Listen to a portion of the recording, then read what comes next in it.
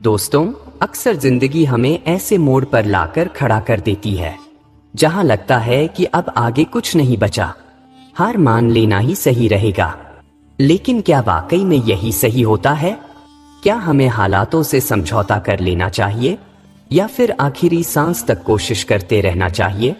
सोचो, अगर किसी ने अपनी जिंदगी में बार बार गिरकर भी हार न मानी हो तो क्या वो कामयाब हो सकता है? दोस्तों, आज की ये कहानी आपको यही सिखाएगी, कभी हार मत मानो। ये सिर्फ एक खोए हुए बच्चे की दास्तान नहीं, बल्कि हम सबकी जिंदगी का आईना है। तो इस सफर में हमारे साथ चलिए और देखिए कि कैसे एक हारा हुआ इंसान अपनी तकदीर खुद बना सकता है। दोस्तों, बहुत समय पहले की बात है। एक छोटा सा गांव था जहां मिट्टी के घरों की कतारें दूर तक फैली थी। उसी गांव में रहता था आयुष, एक 10 साल का मासूम लड़का। उसका परिवार बहुत गरीब था, लेकिन माँ बाप उसे बहुत प्यार करते थे। पिता दिन रात मेहनत करके खेतों में काम करते और माँ दूसरों के घरों में चौका बर्तन करती थी। आयुष हमेशा अपने माता पिता की मदद करना चाहता था, लेकिन उसकी उम्र छोटी थी और दुनिया की सच्चाई से वो अब तक अनजान था। आयुष का सपना था कि वह पढ़ लिख कर बड़ा आदमी बने, लेकिन गरीबी की जंजीरों ने उसके सपनों को बांध रखा था। स्कूल जाने के लिए उसके पास न अच्छे कपड़े थे न किताबें। कई बार भूखा भी सोना पड़ता था, लेकिन उसके चेहरे पर कभी उदासी नहीं आती।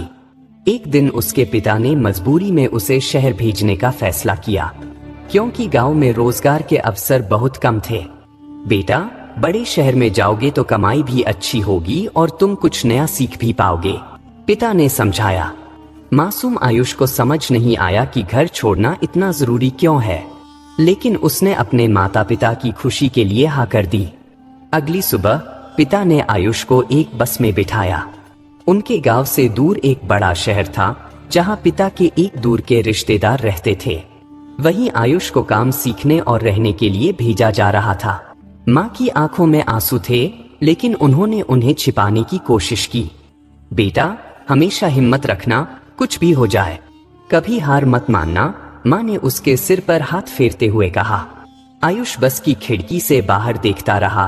गांव की मिट्टी, घर, पेड़ सब पीछे छूट रहे थे। उसकी आंखों में न जाने कितने सपने थे। एक नया शहर, नई जिंदगी, कुछ नया सीखने की उम्मीद।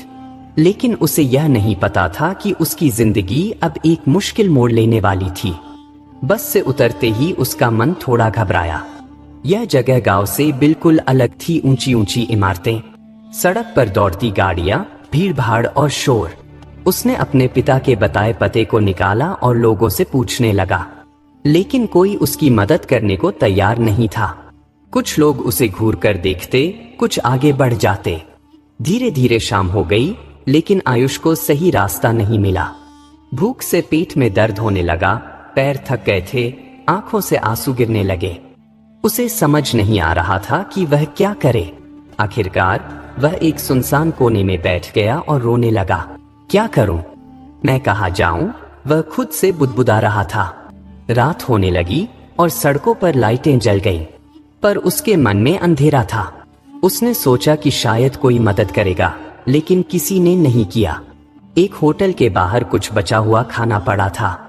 बहुत भूख लगी थी, इसलिए वह झिझकते हुए उसे उठाने लगा। तभी एक आदमी ने चिल्लाकर उसे भगा दिया। थक-हार कर वह एक बंद दुकान के सामने लेट गया। ठंडी हवा चल रही थी और शरीर कांप रहा था। उस रात उसने पहली बार जाना कि जब कोई बेसहारा होता है तो दुनिया कितनी बेरहम हो सकती है। रात भर ठंडी हवा चलती रही और आयुष किसी तरह अपने शरीर को सिकोड़कर सोने की कोशिश करता रहा, लेकिन नींद दूर थी। डर और भूख ने उसे पूरी तरह तोड़ दिया था। उसकी आंखों से आंसू लगातार बह रहे थे।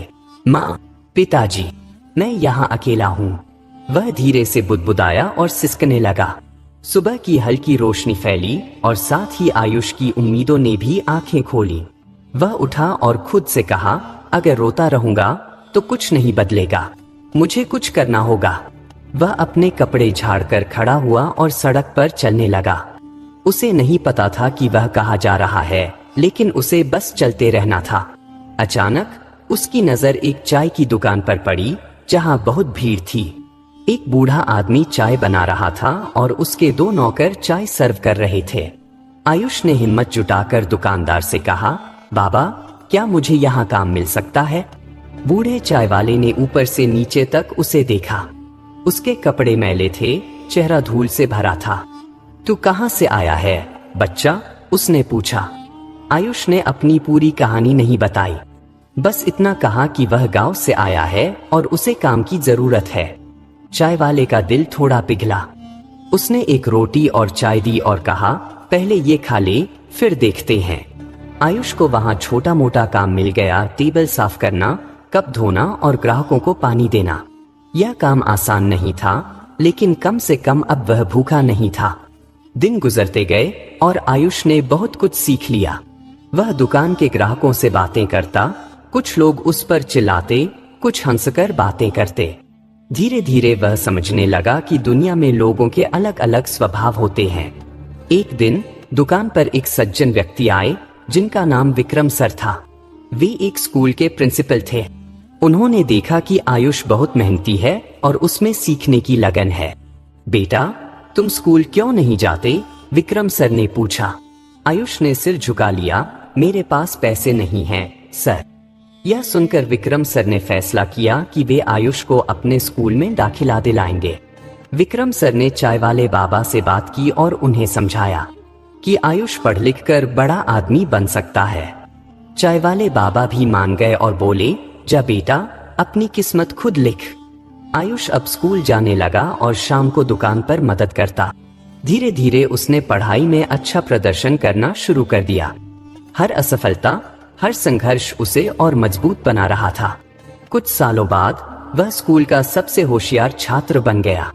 उसने अपनी मेहनत और लगन से छात्रवृत्ति, स्कॉलरशिप पाई और कॉलेज में दाखिला लिया। आज वही आयुष, जो कभी सड़कों पर अकेला रोता था, एक सफल व्यक्ति बन चुका था। उसने अपनी पढ़ाई पूरी कर ली और एक बड़ी कंपनी में नौकरी पाली। लेकिन उसने कभी अपने पुराने दिनों को नहीं भूला। वह फिर से उसी चाय की दुकान पर गया जहां कभी उसने अपनी पहली नौकरी की थी।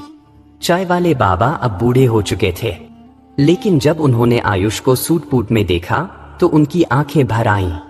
बाबा, अब आपकी दुकान नहीं रहेगी, आप अब आराम करेंगे, कहकर आयुष ने उनके लिए एक नया घर खरीदा। वह अपने गांव लौटा और अपने माता पिता को गले लगा लिया। उनकी आंखों में खुशी के आंसू थे।